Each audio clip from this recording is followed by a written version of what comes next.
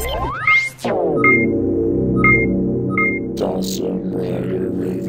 YouTube, Dawson Ryder here with my review of S.H.Figuarts Captain America from Avengers Age of Ultron. Very interesting Figuarts review, considering I usually cover Toku-related Figuarts, and I think the most outside I've gotten it is like Dragon Ball. But we are starting to get stuff like this. They have done several Iron Man figures, actually quite a bit actually. But this year we actually got full lineup of the Avengers. I only picked up Cap personally. But yeah, we're going to go ahead and take a look at him and see how he fares compared to other Figuarts. So I'm just going to set him aside because he's really not important. What's important is the box. That is what is really important. But honestly, like, kidding aside, it's a pretty well done box. You got a picture of Cap posed there, and is the figure, obviously. Age of Ultron logo, Marvel logo, Cap's logo right there, like shield style logo. Not like shield like the organization, but you know, his shield. Or not real shield, the ones that are just like really racist towards aliens. Anyway, then it just says Captain America right there, Avengers logo right there. Avengers. Those are like the email Avengers. Like they're not superheroes, but like they attack people that send spam. And then you got another side shot here of Captain America and the Avengers logo there. Now that just sounds... I cannot speak. Same shot as on the front here on the side. On the back it shows you different poses you can do with them. Back style, molding, movable, option parts, fine leather gloves. Last week we put liquid paper on a bee and it died. Anyway. So yeah, it's pretty neat packaging. It's got a nice stylized look, not stylized, but I mean a nice style look to differentiate this particular Figuarts series. I don't know why I did that because I'm going to need a little more room here. Accessories wise, he's pretty well decked out. As you can see on him, he's got his signature shield, which is not molded onto him or anything, that is placed onto him, so you don't have to have him pose like that. I just felt weird not having it on him, so that is technically an accessory. You have a wide variety of various posed hands. These are popping out, including one which I have on him. You have the standard fists, one I have on him, and then these are special for the shield. They actually are already holding a shield piece, you know, holding the handle for it. So that actually makes it quite easy for switching it out. This is for the opposite hand, so you can do either one. You have these various pieces here. These pieces are actually on the shield when you get it, so you can have it just, you know, not attached to his hand. And then here you have this extra piece here, which is for when you place it on his back. We'll be probably showing that off. You have an extra head. Right now I have the generic head on him. This is the screaming head looking off to the side. Now, this might be the creepiest, hello, you can see me in the camera, the creepiest Figuart accessory I have ever gotten. I have dozens of Figuarts, and up until now I have not seen an accessory this creepy. This is an eye switch. This is not a new concept, I suppose, but not eye switch. I mean, I guess that I haven't seen it. Maybe there's some subset of non-Toku Figuarts that use these, but damn, this is creepy. Usually they just switch out the face, but I guess they wanted to save you time. Look, he's looking at it like, get it away from me! Sorry, that's what I would just be thinking. So to switch it out, I'm just going to show it on this one. So you pull his head apart. It's already getting creepy. This is like brain surgery, like, and then pull this piece out. It's a little bit stuck in there. Not stuck in there, but it's well in there. That's a good talking. So then you pull out them, and you can't really tell the difference that well until you actually snap them in there. And then you get hollowed out eye Cap, so you can do soulless Cap after Death pulls him out of hell and he has to get his soul back like Sam did. And then you place it in there, and now he's looking the other way. Now, so you can switch this out for any of them. He has like straightforward looking eyes, so if you put straightforward looking eyes on the screaming head, it'll look like he's trying to go Super Saiyan. But so yeah, it works pretty well, I have to say. It fits in there nicely. It doesn't feel loose. It definitely changes the expression subtly. It's just a very creepy approach, I have to say. But still, yeah, so that is that.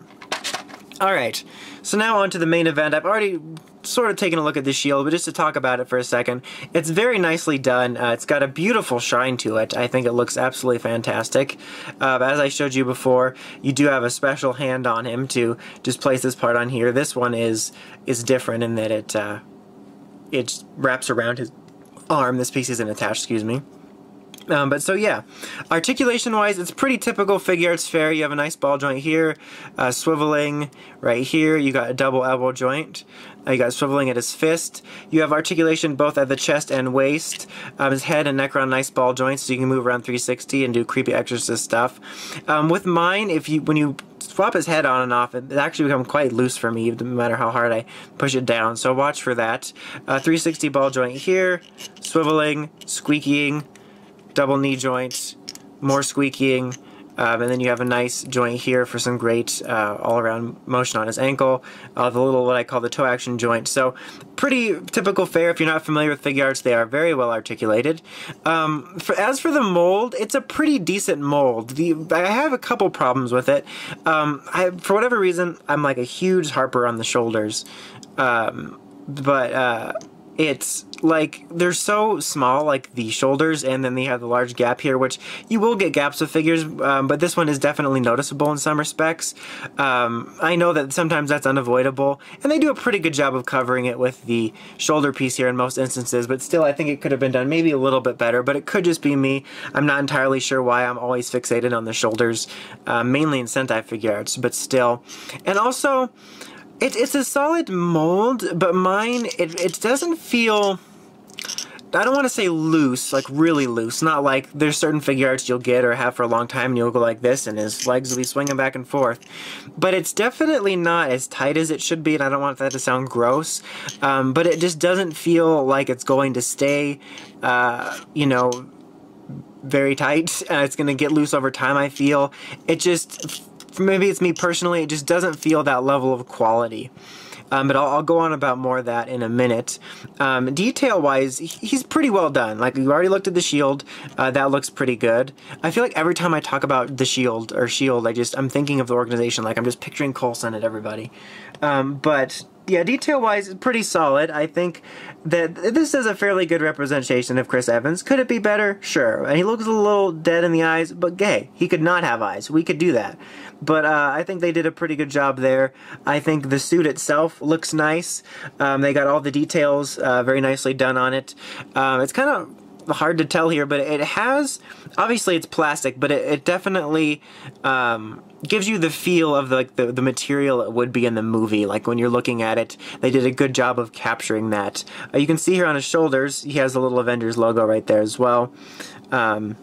Stuff like that. Let me get him to stand so I can just pan down. So yeah, they did a very good job on it, like in terms of details. I think it looks very much like it would in the movie, even though it's plastic. They did a good job of capturing what that material looks like.